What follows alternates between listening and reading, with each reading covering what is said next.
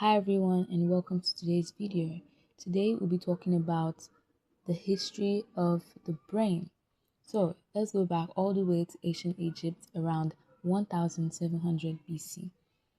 For a long time, historians believed that ancient civilizations completely ignored the brain. But everything changed when archaeologists discovered a 4.6-meter long medical scroll called the Edwin Smith Papyrus. In that scroll, you will see the physical word brain, and it is the first time in human history that anyone ever wrote the word brain down. The ancient scroll looked at the brain and described its physical wrinkles, comparing them to the wavy ripples you see on the surface of molten copper. They listed 48 real medical trauma cases, explicitly pointing out that when a soldier took a heavy blow to the head, it directly paralyzed their body. Despite writing down these advanced observations, the Egyptians didn't think the brain was actually important. They followed a theory called cardiocentrism, the absolute belief that the heart was the true home of human memory and the soul. And because of this, during mummification, they would carefully preserve the heart in gold but would throw out the brain. Now, let's look at ancient Greece around 400 BC, where a massive intellectual war broke out over what actually controls the human body. On one side, you had legendary philosophers like Aristotle fighting hard for the heart. He argued that the heart must rule because it is warm, dynamic, filled with life-giving blood, and sits dead center in our chest.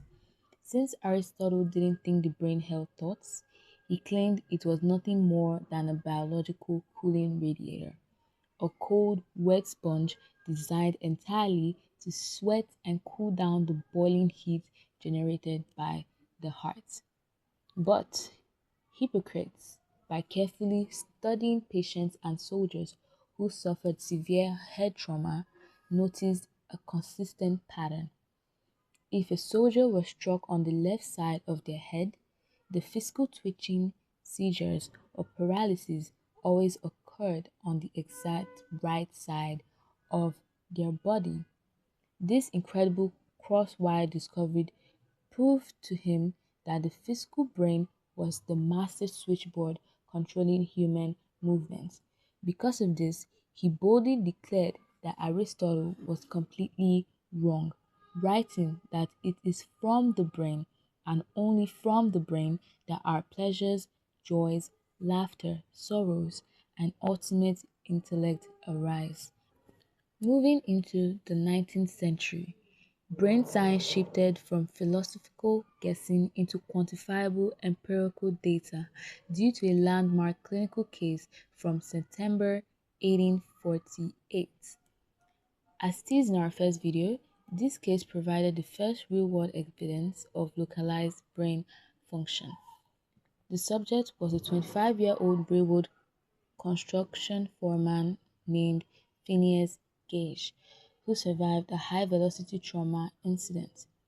Due to an accidental gunpowder explosion, a custom-made tampering rod measuring exactly 3 feet 7 inches long, over an inch thick, and weighing 13 pounds, was propelled straight through his skull. The iron rod entered beneath his left cheekbone and exited through the top of his head. Remarkably, Gage survived the initial impact and remained conscious. His physical wounds healed completely, but his cognitive state underwent a radical shift. Clinicians documented a total transformation in his behavioral traits. Prior to the injury, Gage exhibited highly structured, polite, and responsible behavior. Post-injury, following the destruction of his physical frontal lobe tissues, he became erratic, aggressive, and highly impulsive. This case study revolutionized early neuroscience for one specific scientific reason. It provided definitive proof that localized physical structures within the brain, specifically the frontal lobe, directly dictates human behavioral characteristics. It proved that altering physical brain tissue permanently changes behavioral outputs. This brings us to the final milestone of our historical timeline, the late 1800s, and a Spanish scientist named Santiago, universally recognized today as the father of modern neuroscience. Up until this point in the 19th century, microscope technology was advancing, but analyzing brain tissues remained a massive obstacle. When scientists looked down a lens, the brain appeared to be one giant, continuously fused, tangled mesh of fluid pathways. This was known as the reticular theory, the belief that the entire nervous system was just one single interconnected net. Santiago completely shattered this theory by combining sharp microscopic observation with high precision medical illustration. He utilized a unique silver nitrate staining technique developed by Camillo Golgi, which randomly dyed just a few individual brain cells a dark black color while leaving the surrounding tissues completely transparent.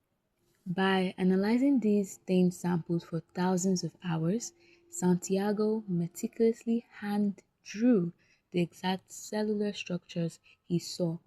Through these detailed diagrams, he discovered and proved the neuron doctrine. The data proved that the nervous system is not a continuous, messy mush. Instead, it is built from billions of completely individual, isolated cellular units that communicate across tiny, microscopic gaps we call neurons. And what is truly remarkable, 100-year-old hand sketches of neuroanatomy are so flawlessly precise that modern medical textbooks still uses his drawings today to teach students about the physical structure of brain cells.